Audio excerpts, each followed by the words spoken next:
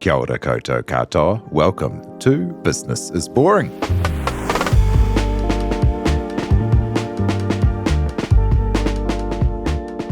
Getting the right investment is absolutely vital if you want to grow a big company. The right VC partner can help you grow faster, grow better, unlock the next steps, help you stay away from making a whole lot of mistakes, help you hire the right people. They can do so much. Today's guest is someone who I've been lucky enough to work up close with on Brand Fund and in partnership on a whole lot of companies that we've been involved in where he's been an investor and advisor.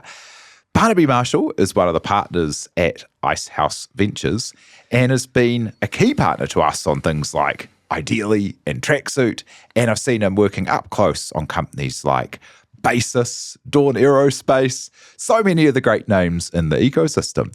So I thought it'd be really good to get Barnaby on today to chat about the role a VC can play for companies, to get to know his career path, and also to talk about the kind of companies where maybe VC wouldn't be the best partner. So, great to have you along. Thanks for being here, Barnaby Marshall.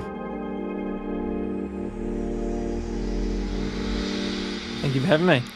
Hey, first up, something that's really cool about your path is that you were an operator first and came to VC because you loved building businesses. Tell me about the journey that you had at I Love Ugly, which is probably something that everyone listening has heard of. I've kind of always told my story as being an entrepreneur first, and I'm really an entrepreneur at heart. I was the one at 8 years old who was taking things to school to try and trade and create a market for whatever it was.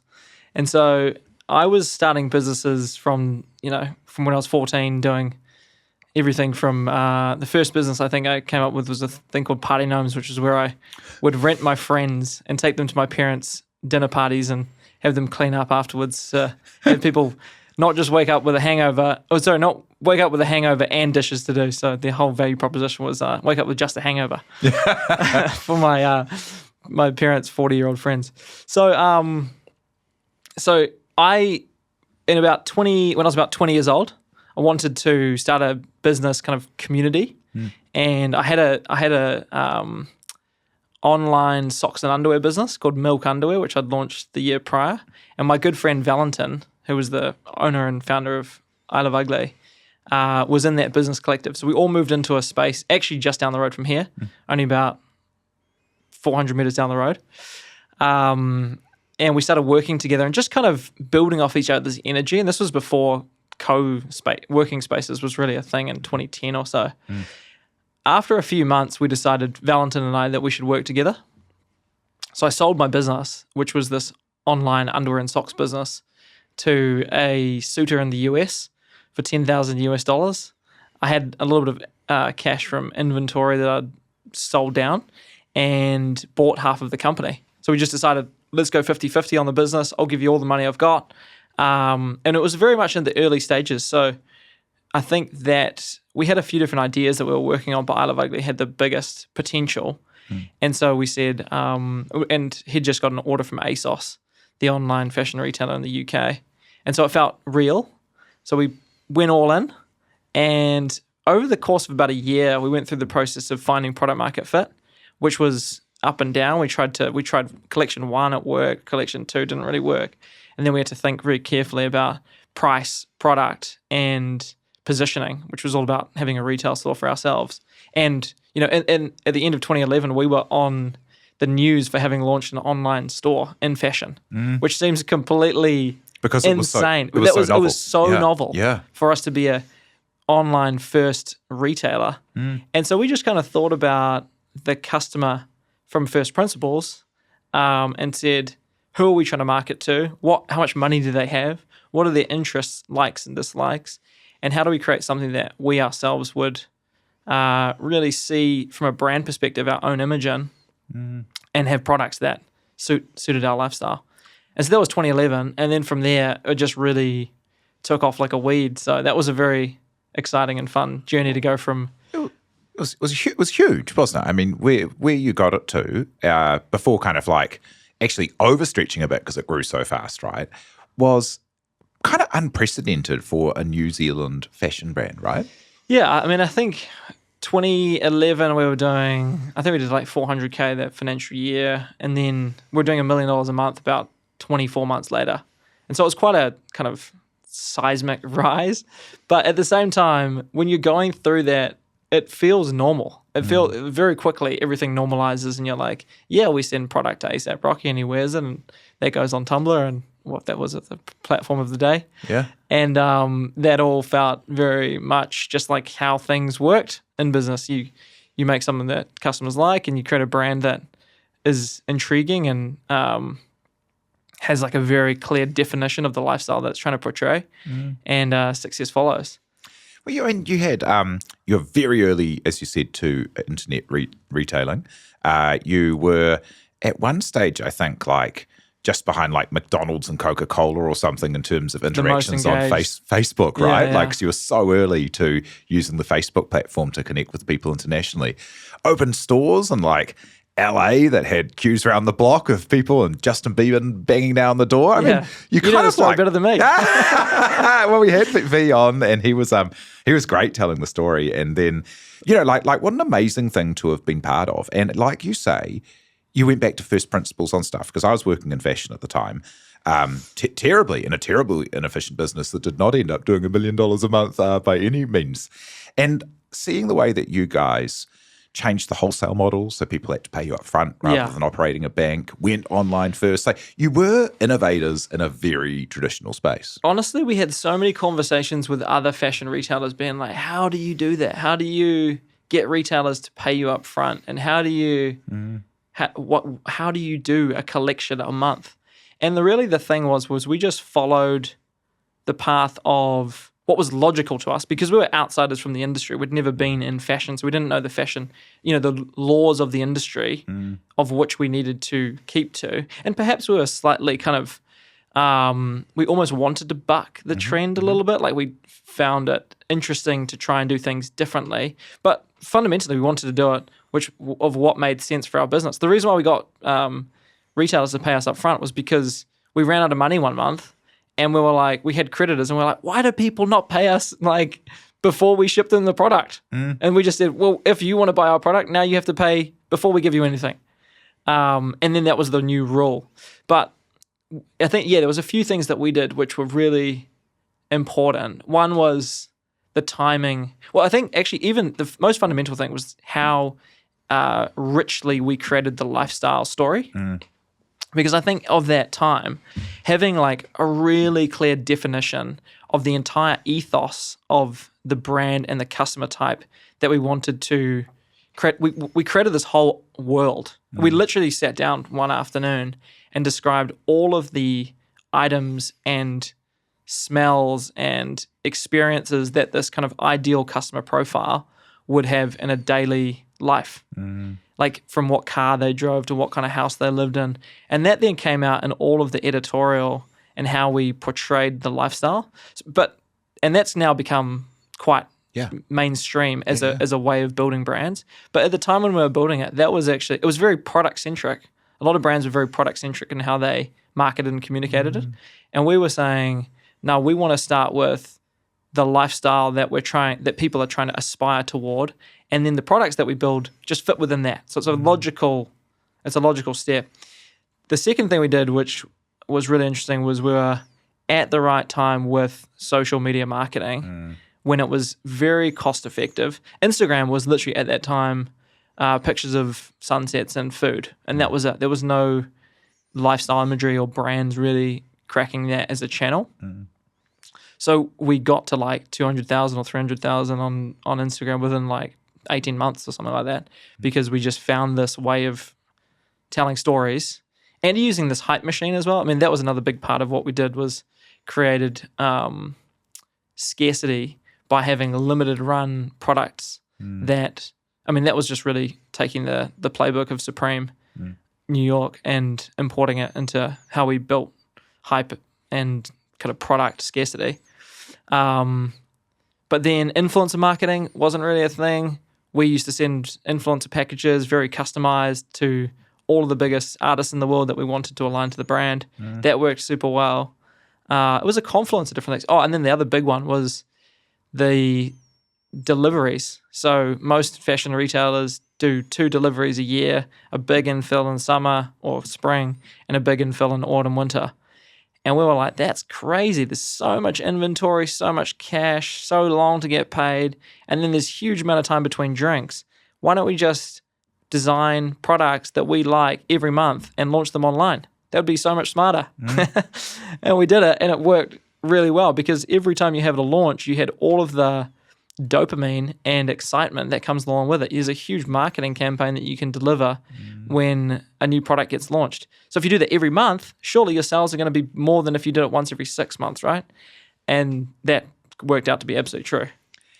I mean, and yes, so many innovations in there that actually then became the playbook for, even on the logistical side, like being able to be set up to deliver monthly was something that you needed to go to, international suppliers and do all these things that have now become like the total standard, right? Yeah. But tell us about, before we jump into the path to VC, I think the other thing that's really important for a VC operator to know is when it's not good, right? Like, when it's all going up, it feels like, oh, well, this is just how it is. But battling through the challenges and getting kind of like a bit over your skis is also really valuable to have learned along the way, hey? And so the end of your run with I Love Ugly was almost the end of the business, right? Almost, yeah. Luckily it wasn't. Yeah. Because it's now like a very successful, profitable business. Yeah. But I mean, I think I kind of am always cautious of somebody that's not had failure in business. It's like somebody that's only had success is generally has high degrees of hubris and overconfidence in their own abilities to create success. I mean, you need 3 things, and this is what we bring into like what we think about from a VC investment thesis today. For a very successful company, you need some mix of perfect market timing, incredible execution, and great strategy, right? You need all those 3 things to work out. And anyone that has had market timing be on their side, which is arguably the most important part of those 3 things to be successful, overplays how much strategy and execution was their perfect execution that made it hugely successful. You can fuck up timing, right? Yeah. But like without the timing, you can't do anything. It. I mean, you can't without timing, strategy and execution don't matter. You're pissing into the wind. You're never going to get past the tide, the forces, the like huge. And you're swimming against the tide if the market's not on your side. So so I'm always cautious of folks that haven't had some amount of pain in their kind of business experience.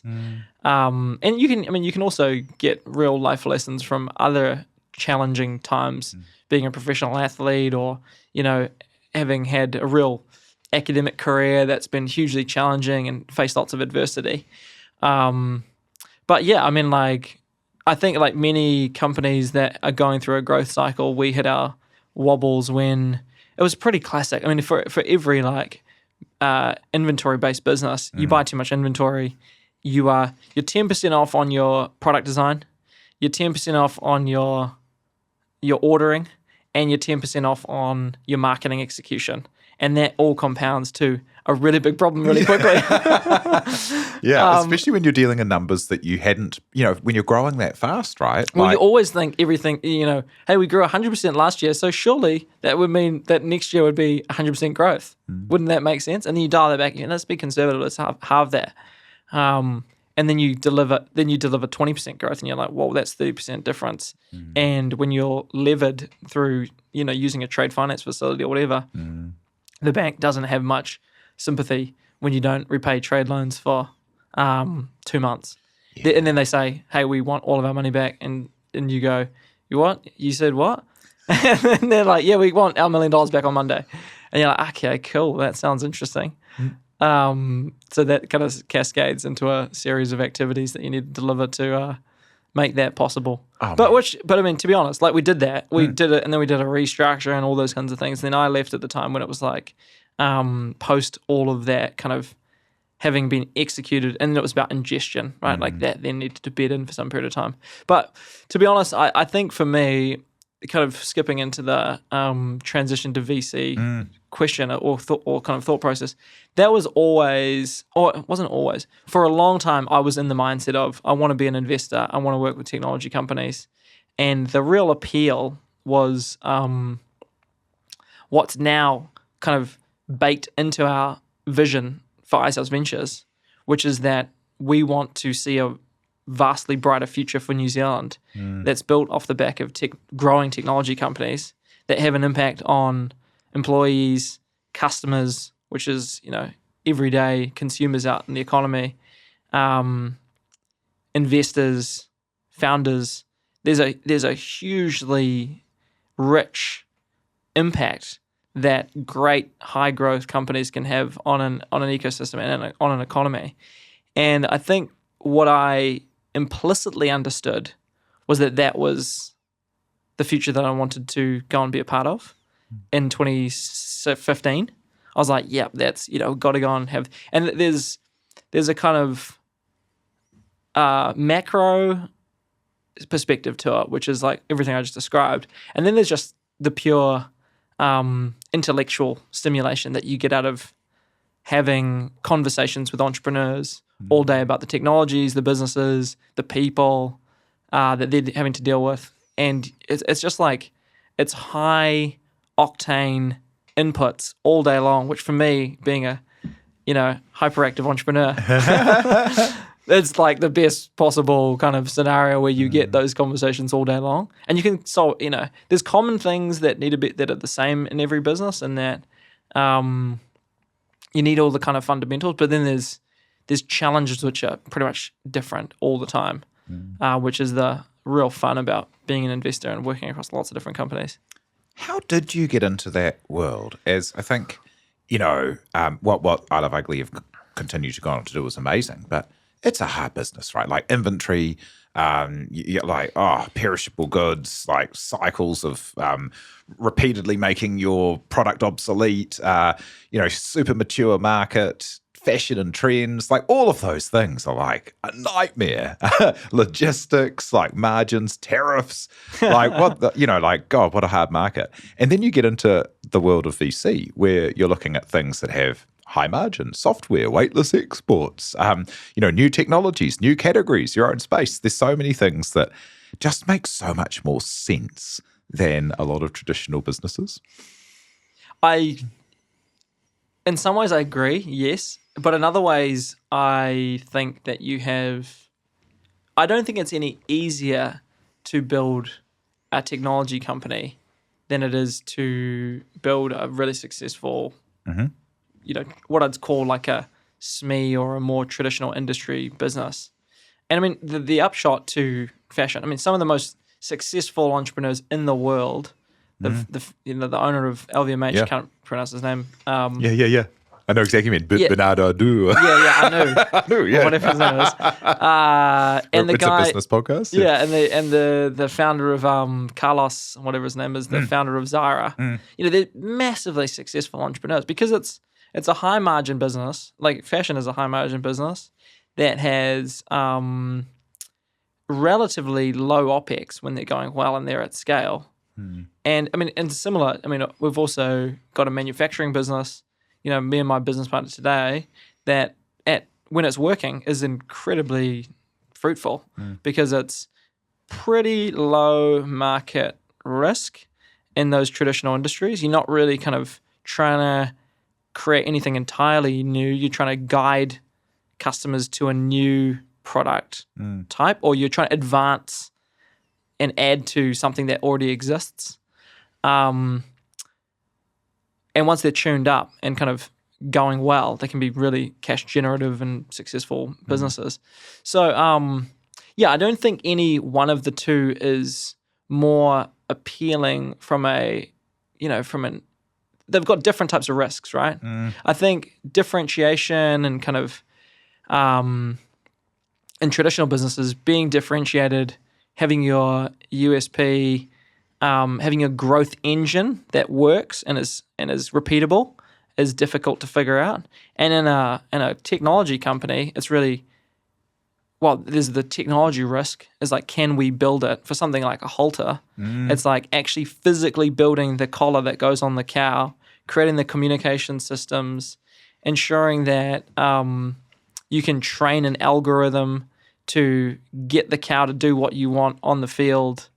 And maybe I'm presuming that listeners know what halter does, which is a collar-based, it's a cow management system to change the way that farming's done in dairy and beef, using collars to manage livestock around the farm and graze much more effectively. There's all that technology risk, but on the other side of that, there's less market risk. Once farmers have moved to a system of farming where they're not getting up at 4 o'clock in the morning to just check on which animal's calving, you get an alert on your phone exactly when an animal's calving. You go to the shed and you help that animal to go through that process. It's a complete lifestyle change. You don't go from a plow to a tractor back to a plow. You don't go, oh no, actually this plow's not working for me. I mean, this tractor's not working for me. I'm going to go back to a plow.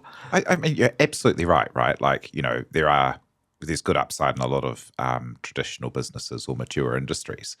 But the other comment you made there, which is, it's the same amount of work to make a company that has limited upside and a company that has kind of huge upside, I think is really true. Is there's a lot of people who are working extremely hard on businesses that are structurally very challenging to win. Mature, great competitors with big budgets and big relationships, in FMCG or fashion or whatever. And so it's so exciting to be in like a green fields world, but it's not without challenges, obviously. Oh, absolutely. Yeah. And tell us about what was your actual path into VC? And I mean, I think now Icehouse Ventures is known as the kind of largest and most active investor across the New Zealand ecosystem.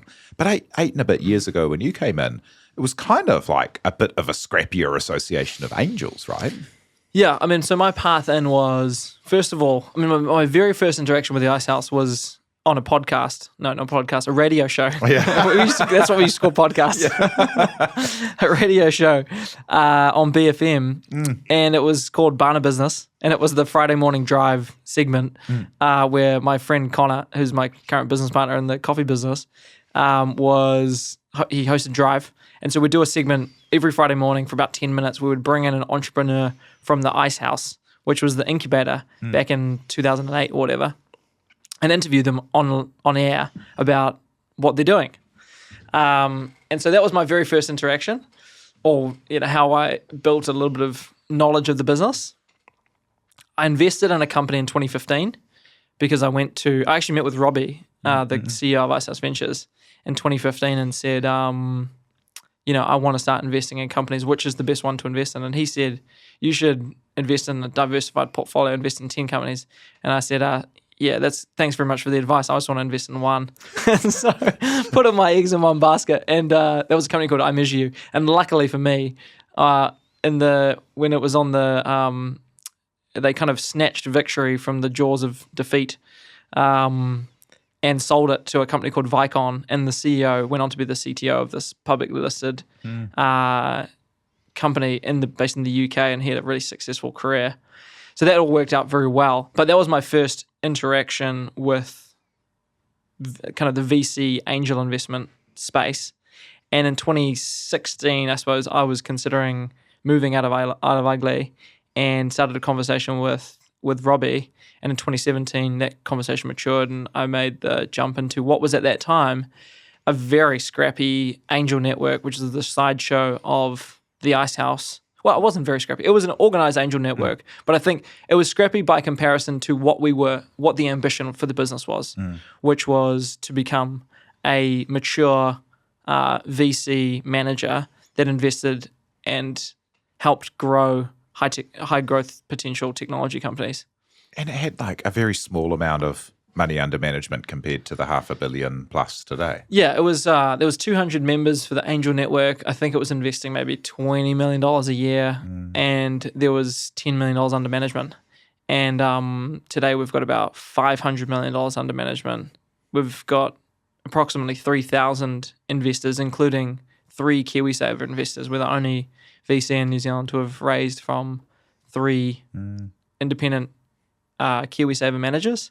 So that's Simplicity, Generate, and Pi Funds. And many family offices, international family offices, high net worth individuals from all around the world, expats that have sold their businesses and want to have some touchstone back to New Zealand.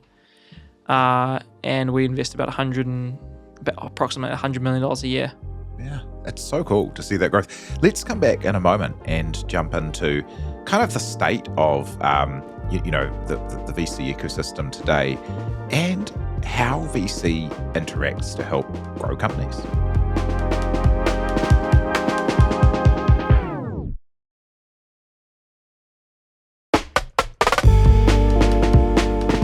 So, we've talked a little bit about being a VC and the like, but what does a VC do? I think the general view of a VC is probably chasing a deal and putting a big check in and then, financial engineering.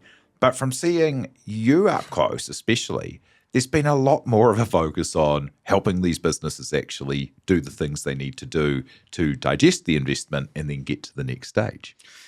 Yeah, well, I think fundamentally what a VC business does is it raises capital from investors. So it has the muscle memory of elbow grease and has empathy for founders that are going through that process of raising capital, because we have to do that from our LPs.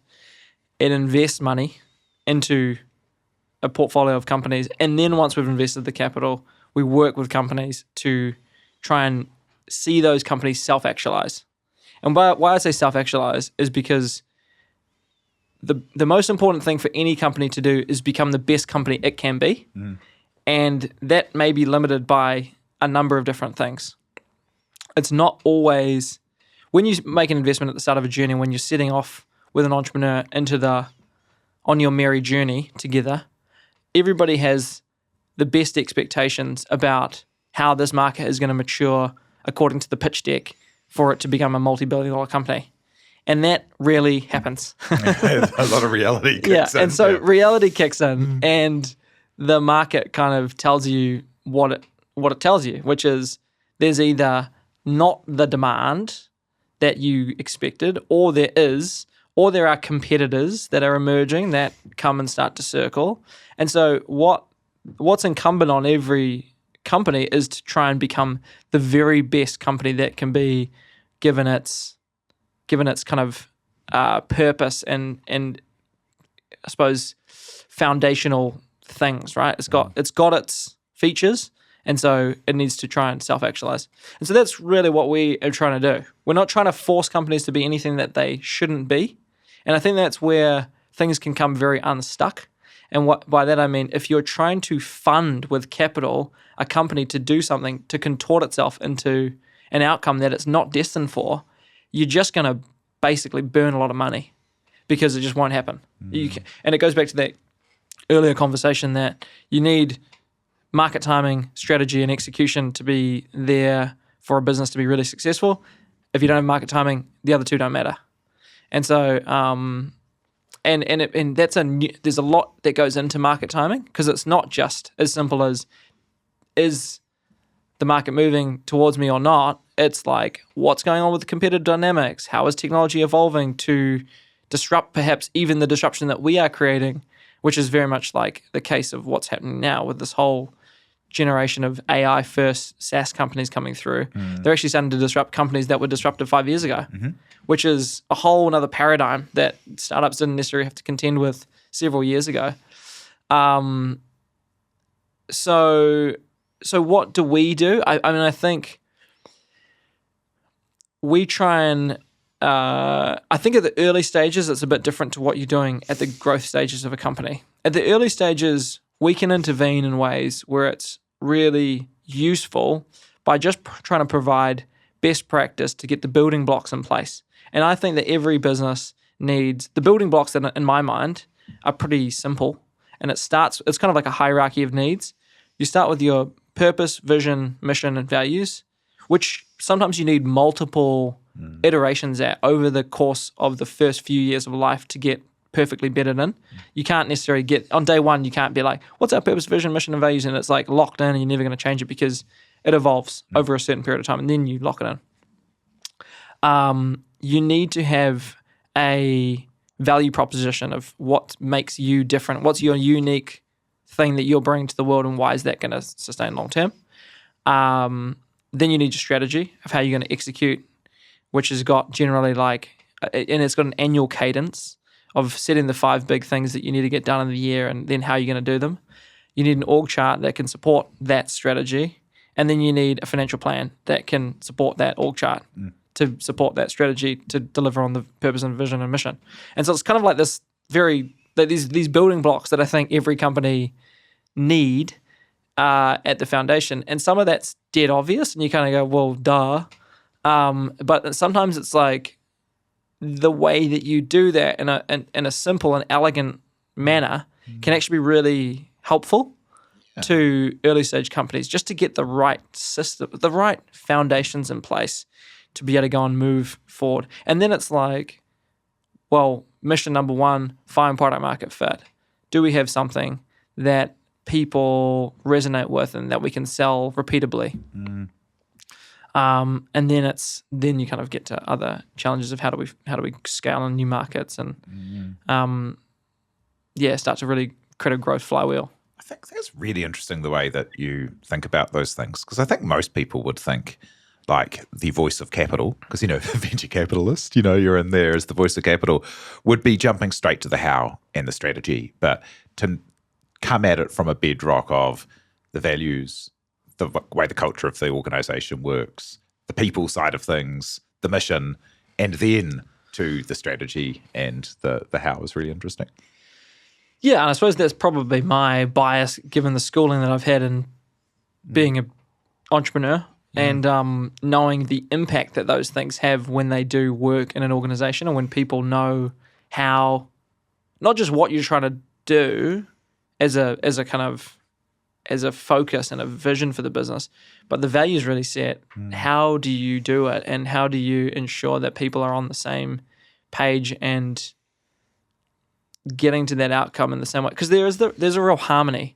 Like when a business is working well, there's a harmony that exists between how product works with marketing, how marketing works with sales, how sales feeds into operations, and it's kind of the systems all flow, right? And I don't think you can do that without having a common language in the business that really that you can always go back to and be like, hey, that's not how we do things because we agreed.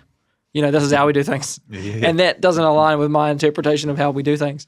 So either we fix that or we, find somebody that has the right fit. Because that's also a big challenge with early stage companies, just getting the cultural mix right early on and agreeing that we've all got the same vibe and approach. And there's many different ways to be successful. Like, you could have totally different approaches and cultures and vibes. But what's important is that they're harmonious, that they're the same within that business. You don't have somebody that really values working till midnight every night and being like, we sell at all costs, and somebody that is much more, it's all about outcomes, not inputs, and it's more about being a kind of minimal amount of movement to get maximum amount of outcome. Those things don't necessarily jive. Yeah. And if you do have those within the same business, that can be problematic. There's lots of ways to work together, but you do actually have to be working together. Yeah. It's really, really exactly. important. Yeah. And like, tell us about some of the companies you've been part of, because it's a really unique relationship being an investor and board member or advisor, right? Because you're kind of helping grow the thing, but it's definitely the founders and the team. And the operating team are often the kind of unsung heroes in amongst, the founder VC story. But like being involved in those companies, what kind of things do you get to see and what kind of growth in people and companies and opportunities? Well, I'd say first off, it's a privileged position to have the role that I have and that we have as investors, because you really get to see the business from 10,000 feet and have be able to ask questions kind of about any aspect of the organization. So you see a lot of the common patterns, but I'd say we don't dive into, you don't get to see the same view that an operator would have. And I'd say as an investor, you still do get the polished version of the story quite often, which is sometimes a challenge because it can obfuscate somewhat the reality. And sometimes it's slightly, it's a polished version which might not exactly kind of represent the kind of situation on the ground. Show you the things that need to be jumped into fast. Yeah. So yeah, it's a lot of fun kind of being able to have the position that we have. There's one thing that, as I've started to work a bit more into this world that I think is really not as known as it could be, which is we've got such a kind of immature capital market in New Zealand because we're small, there hasn't been big super funds, there hasn't been lots of money here, that VC's the most kind of like mentally available place to go for money for lots of businesses. But VC's actually like a terrible place for lots of businesses that are inventory businesses or FMCG, products that you'd see in supermarkets or, so many businesses or services businesses or all these things that just are kind of fundamentally unsuited for the venture capital paradigm. Like, how do you help people understand what is a good fit for VC and what isn't? Well, I think the way I would describe what a good fit for VC is somewhat describing our investment thesis, which is that we look to invest in transformational companies or transformative businesses led by exceptional founders with unique insights. And so there's kind of three parts to that. There is the transformative company, which I think oftentimes has to be backed up by the market timing. And so we look for tailwinds when we think about what could be a transformative company. Really, it's got to be what is the macroeconomic, consumer shifts, technology shifts, legislation shifts, or business shifts that could help to underpin the change in the world that would enable this business to be transformational. There's exceptional founders, which really we look to their history to understand what makes them exceptional and how do they weather storms. What kind of have they done businesses before? Have they built and sold? Have they built and failed? What is the makeup of this person, and do they have founder market fit? And then what's the unique insight that they possess that gives them some unique take that's going to lead to a defensible long-term position?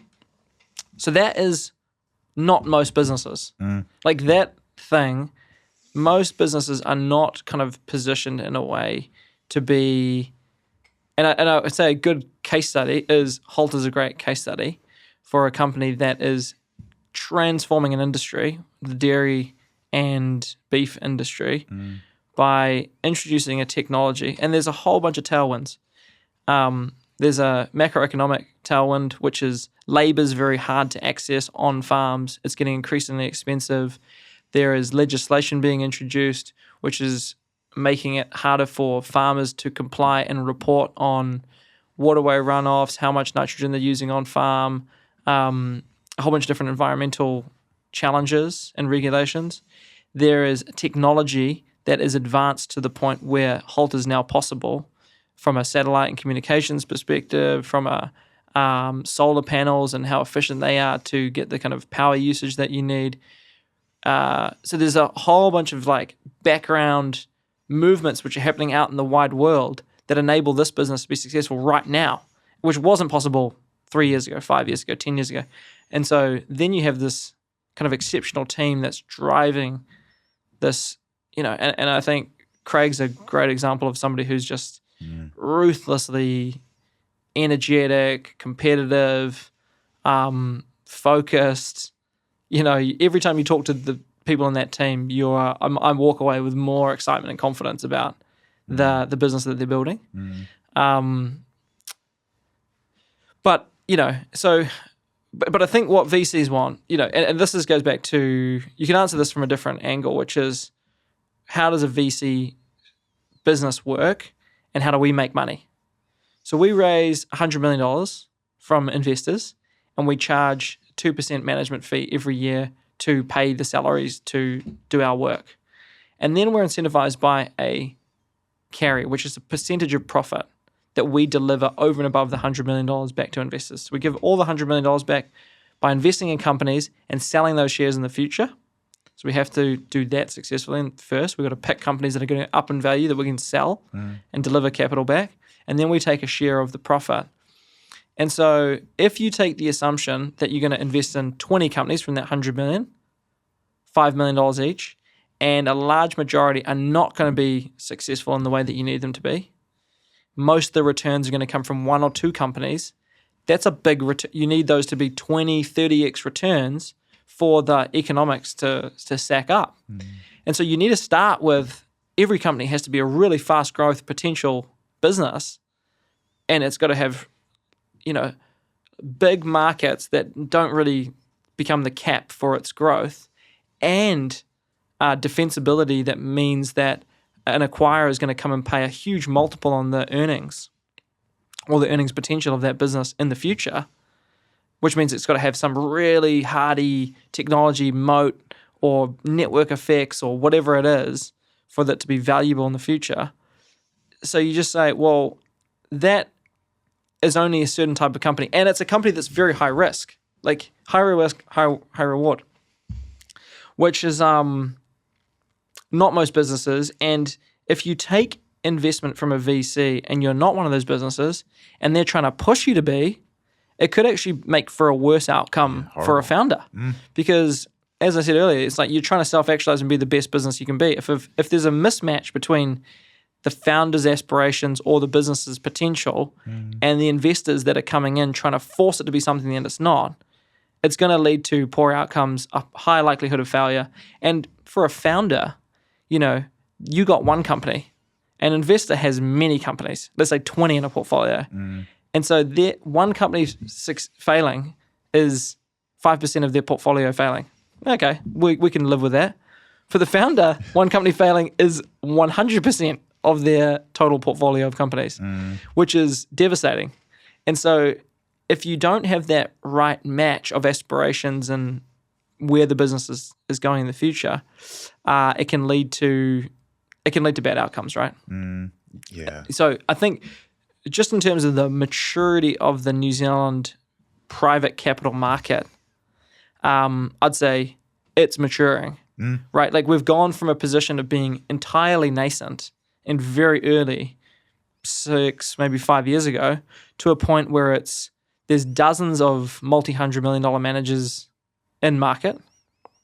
When I say there's more than 12 $100 million plus managers in the market, which is great. It's way more than what there were 5 years ago. There are now niche funds like the Brand Fund, like Outset Fund, which invests in deep technology companies, like the FinTech Fund. There's a fund that invests, Motion Capital, that invests only in climate-related opportunities. There's a gaming fund, Alt Capital. There's so many more niche. There's a consumer-focused fund in the market that invests in consumer technologies and products. And so, yeah, as a founder, you want to match your business to the right capital.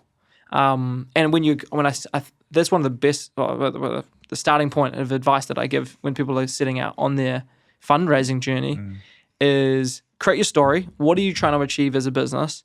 And then find investors that match that story. And then focus on those. And don't go and speak to investors that don't match the story that you're trying to deliver. And don't make a story that matches what you think the investors want.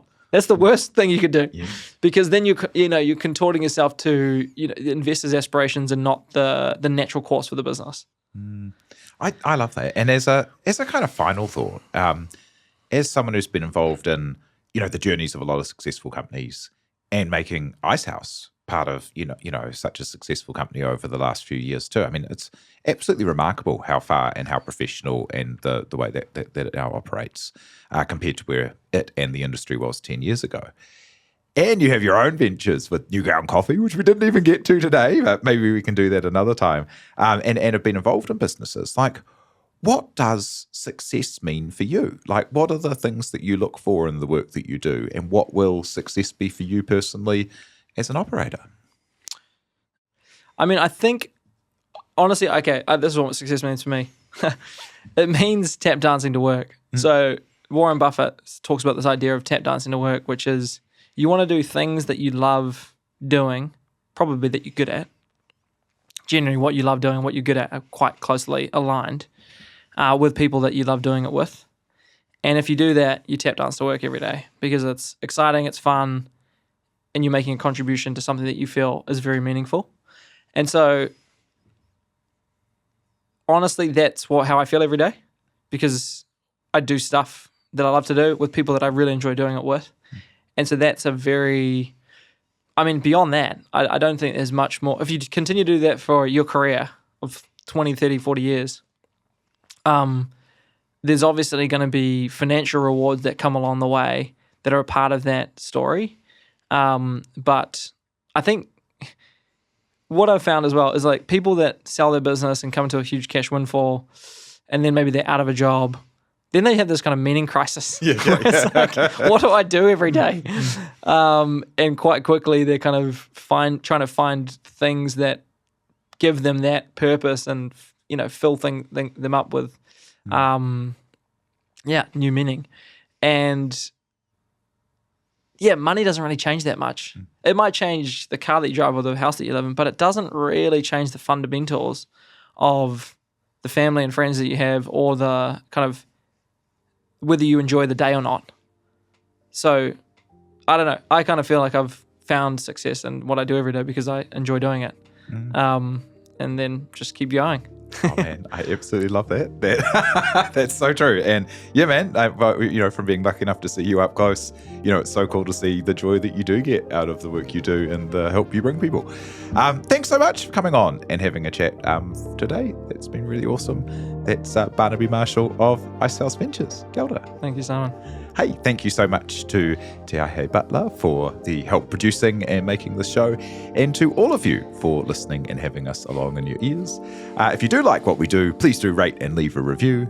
It really does help. E noho rā.